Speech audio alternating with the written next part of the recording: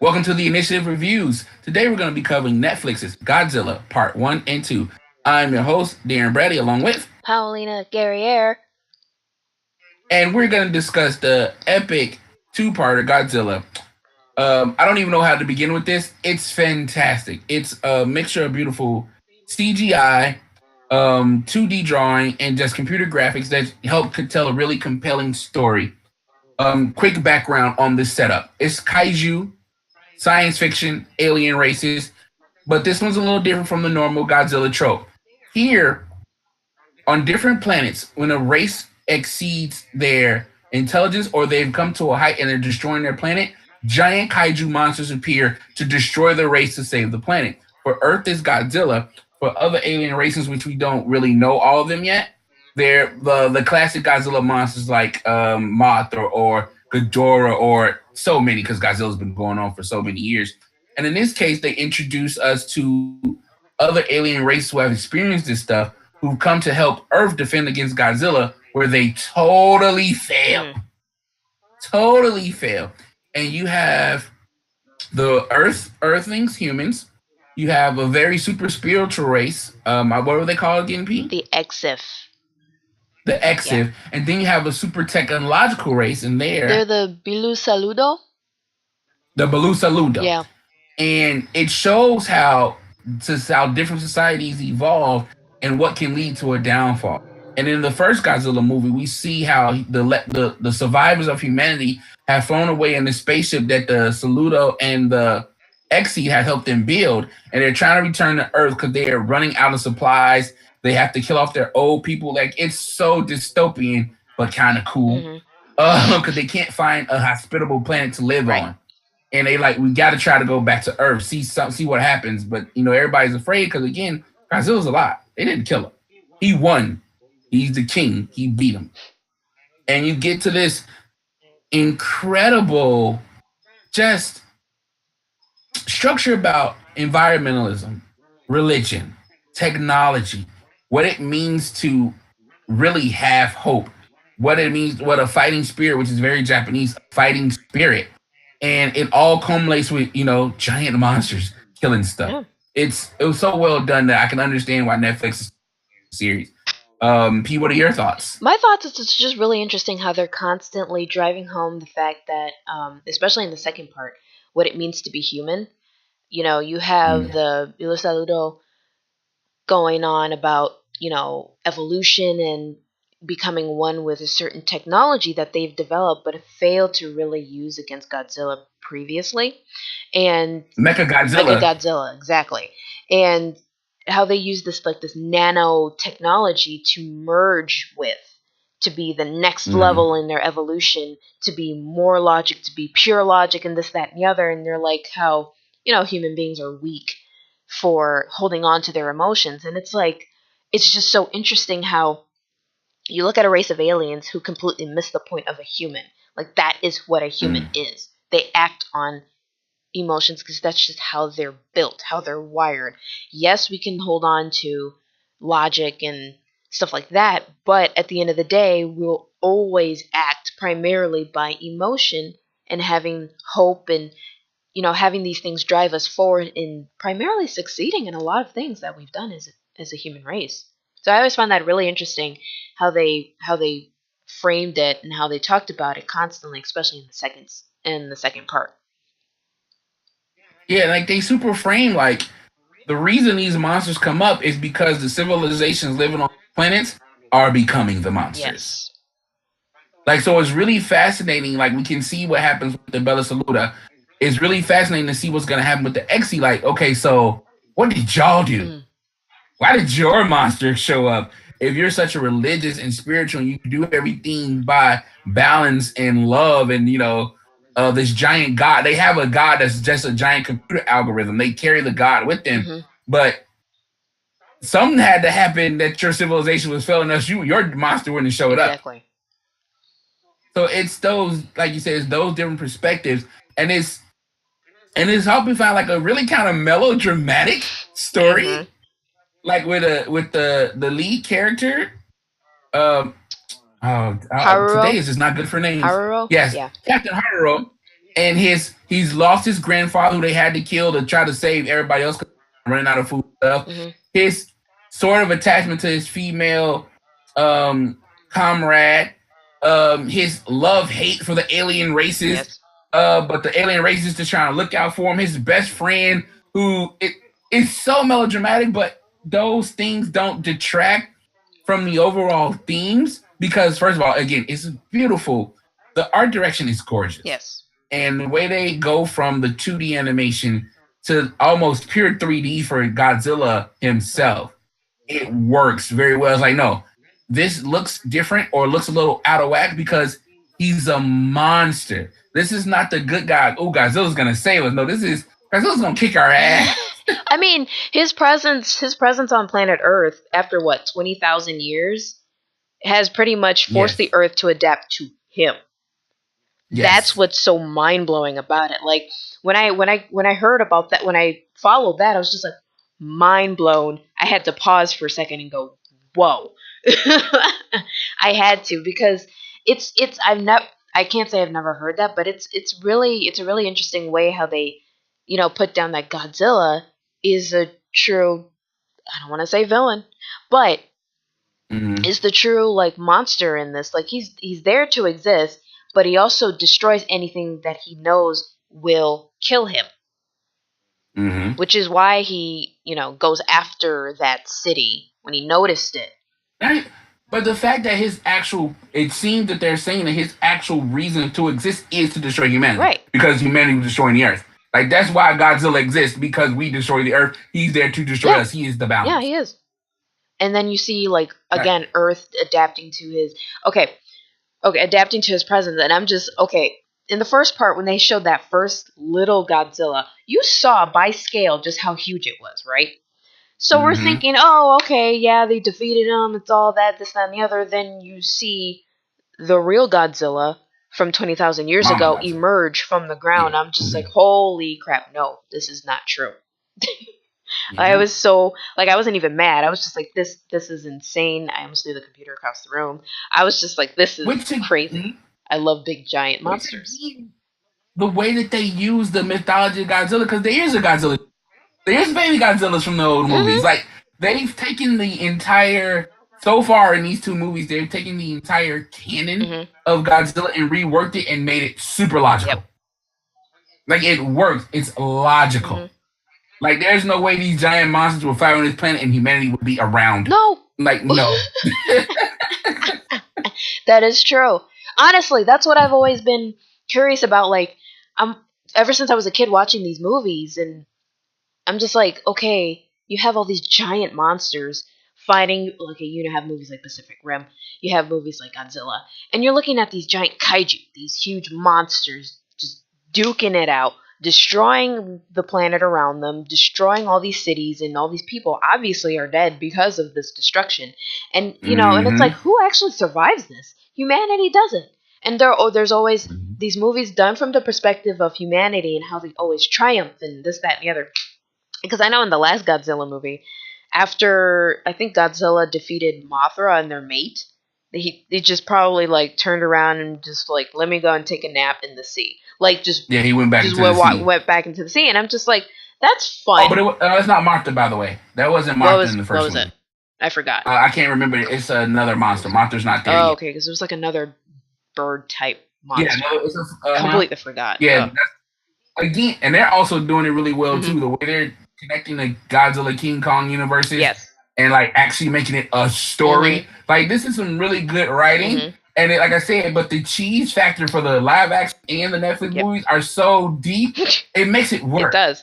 It's like, because this is dumb, Yeah. right? Cool. Watch the monsters kill Yep. stuff. Have some fun. Shit. That's the whole point. I think the cheese factor Yeah. behind all these type of stories, that's the point. It is cheesy. Okay. Like, Yeah. yeah, humanity's scared. Yeah, there's gonna be drama. Yeah, this, that, and the other. But look at these monsters fight. And it's Yes. like, that's my favorite thing. That's why I love these type of Mm. movies. Like, you see it's just a huge monster giant thing that they said whose firepower can pierce the atmosphere and hit Atmosphere. outer space. I'm just like, Yeah. no, that's not true. Yeah. I was in denial for the And it, rest of the movie. I was like, nope, that's not true. but I think that's one of the things I super like about this rendition of Uh huh. Godzilla. The escalation factor Yes. is Mhm. ridiculous. Because, like we mentioned, Mecha Yes. Godzilla. Technically, in this version, it's Mega Godzilla City. Yes. Mechagodzilla is a nanotechnology from the Bella Mhm. Suda. Am I saying it right? Yeah. Yeah. So they never actually make a robot Godzilla like they do in the old Mhm. films. What they did is they made nanotech, and they were going to make a giant robot Godzilla, but that's a dumb Right. idea. It didn't No. work. So when they come back to Earth, the nanotechnology has spread and it's turned into this giant self-sustaining city, which is slowly but surely battling Godzilla in its own Yeah. way, even protecting itself, hiding from Godzilla on the Mhm. planet. So when they get there, it's like, okay, if this was the old movies, we'll just have a giant robot. No, this is a giant self-sustained, reanimating, um, intelligent city that has the ability to fight Right. Godzilla. Like the escalation in this series is It incredible. is. And I found what I find really interesting about that city itself is that I realized that the city was doing fine by itself before the interference of any other Before human. everybody came back, Exactly. while nobody was on Earth, it was surviving and fighting against Godzilla. Exactly. Oh no, that's it, and it's perfect too because when you have them go back and go and enter the city, you see the humans not feeling well, kind of, Mm-hmm. just getting sick or feeling very, very, very, very lethargic, and it's like, Yeah, y'all aren't supposed to be in there. Period. because I'm sorry, because they introduced another race. Yes. We got to add this. They introduced another race, which we're not sure what they are. They might be descendants of humans. They might be descendants of something else familiar to the Godzilla community. Mm-hmm. But what they do, they say, yes, we use these weapons made from Mechagodzilla to fight the Yes. monsters. But we don't go into that Right. city. The city's poison. Yes. Yes. The race. But The again, human beings, right. But like, I think the name of the race is the Hotua. Yeah, Otua, Hotua, yes, and they're like very spiritual, very in entwined. They're like indigenous. indigenous Yes. species. Mm-hmm. Yeah, they live with the land. They know what the dangers are. They hide. They stay close to something that can protect them, but they know like, hey, this thing might hurt us Right. too. It's they show they have telepathic Mm-hmm. abilities. It's a real evolution. Like, yo, if humanity could survive, how would they survive? So it's a really cool concept again, and they throw upon the mythology of the Godzilla Mm-hmm. movies. And it's just how interesting how like Earth and everything on her surface just survives and adapts, either with or against Mm-hmm. Godzilla. You have the flora, the vegetation, and the animals adapting Mm-hmm. to Godzilla's presence, because other than that, they'd perish. And then you'd have the Yeah. indigenous race of people who have, as you know, if you pay very close attention, you'll be able to figure out right off the bat who they're descendants from, who they're pretty much Mm-hmm. an enemy of Godzilla, if you will. And Mm-hmm. I just found it really, really cool how they did that, how they brought that in, how they Yes. still brought in Godzilla's enemy, how this race of people are fighting against Godzilla in their own way. You know, it's Mm-hmm. just really, really cool. It's just Yeah. I don't know. Like it's fun to follow. It's cheesy as heck, and it's just fun. Yeah.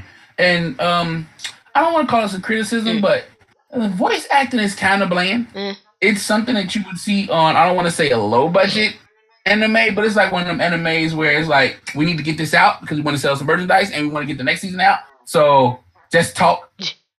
Because some of the voice actors, like they're saying their lines, but unless they're screaming, it doesn't have any real feeling to it for me. mm-hmm.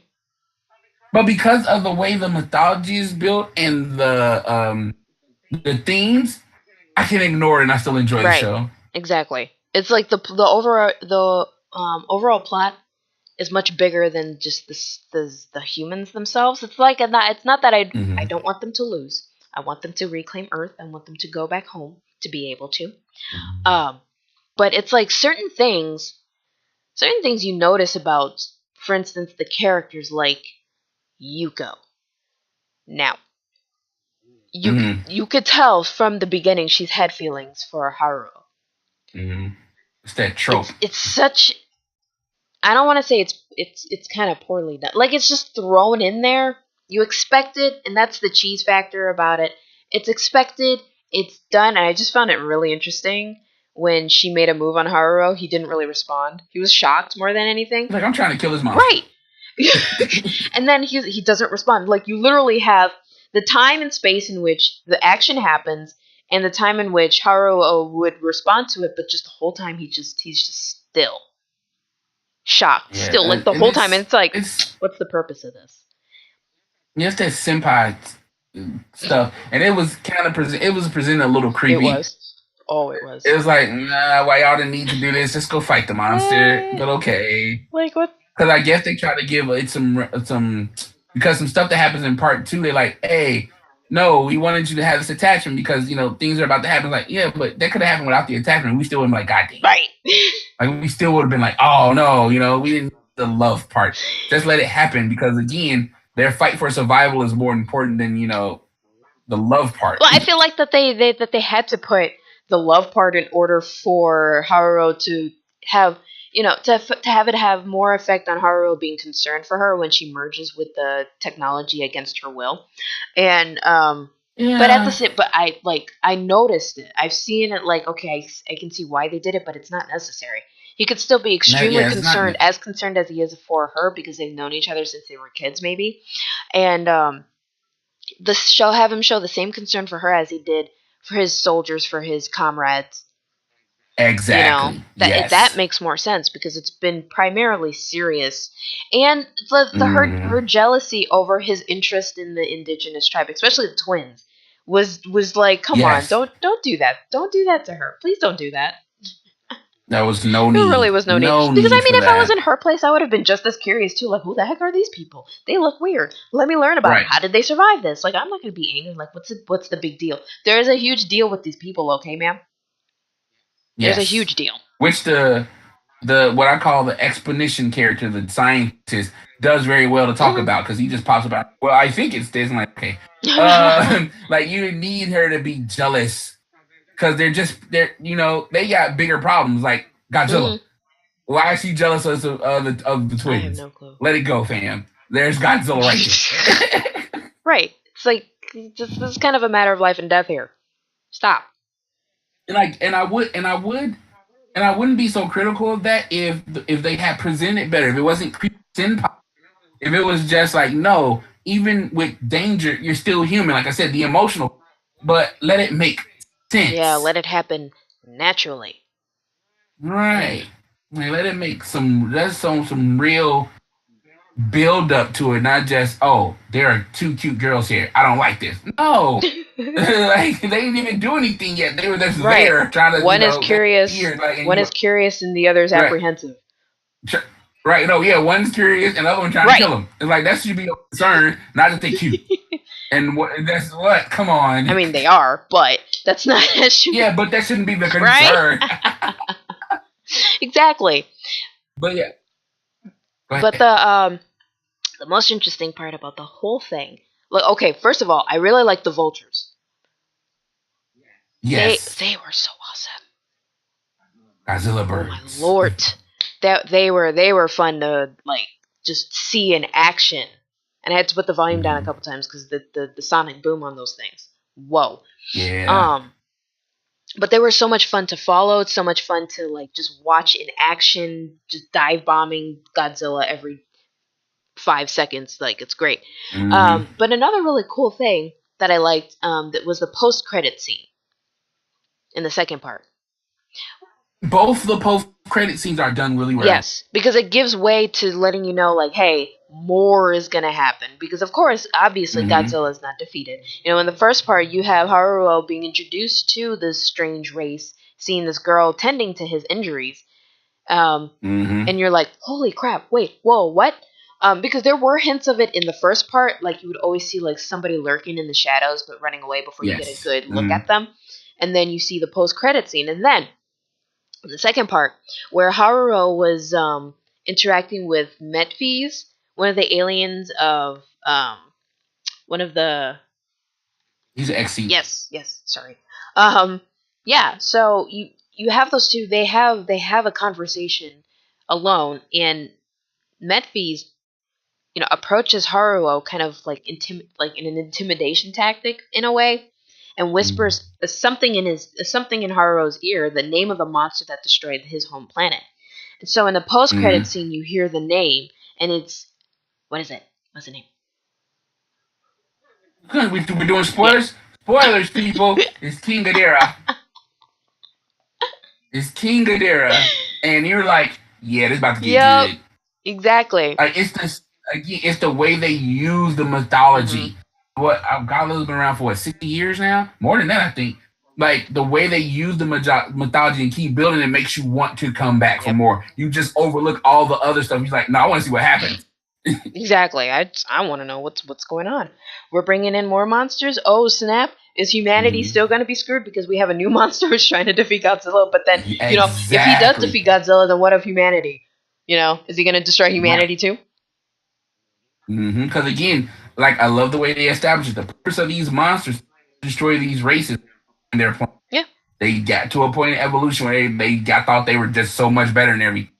So I was like, nah, you gotta go. Which opens up so much to be like, oh, we can just do a monster ball monsters. Because again, space travel is here. They could find another place to Mhm. go and be like, oh, this place is cool. Oh crap, there's a monster. Right. So this whole Godzilla is a great story. I love Godzilla. Period. Mm-hmm. The cheese factor, people screaming, trying to destroy Godzilla. It's like the whole fact. Like sometimes I just want the monsters to destroy everything because it's fun. Exactly. Because sometimes you look at humanity and go, why aren't we rebuilt? Why can't we be rebuilt? Yeah. Because again, like we pointed this out uh, before, everybody else is adjusted in Godzilla on the planet. Humans come back, start messing yep. shit up. Things were perfectly So fine. Thanks a again, lot, humans. yeah, the theme is well stated and put out there, and it's Hmm. fun. So I know I highly recommend it. P, how do Oh, you I feel? highly recommend it too. Just strap in and go in for the ride. Like, don't expect anything serious from it. Please don't. Like, do not go in with high expectations. Just accept high expectations to have fun. Because that's what it's all about. Exactly. So Godzilla's part one and two are right now currently on Netflix today. Hope you guys enjoy. We'll see you next Yes. time. Bye. Bye.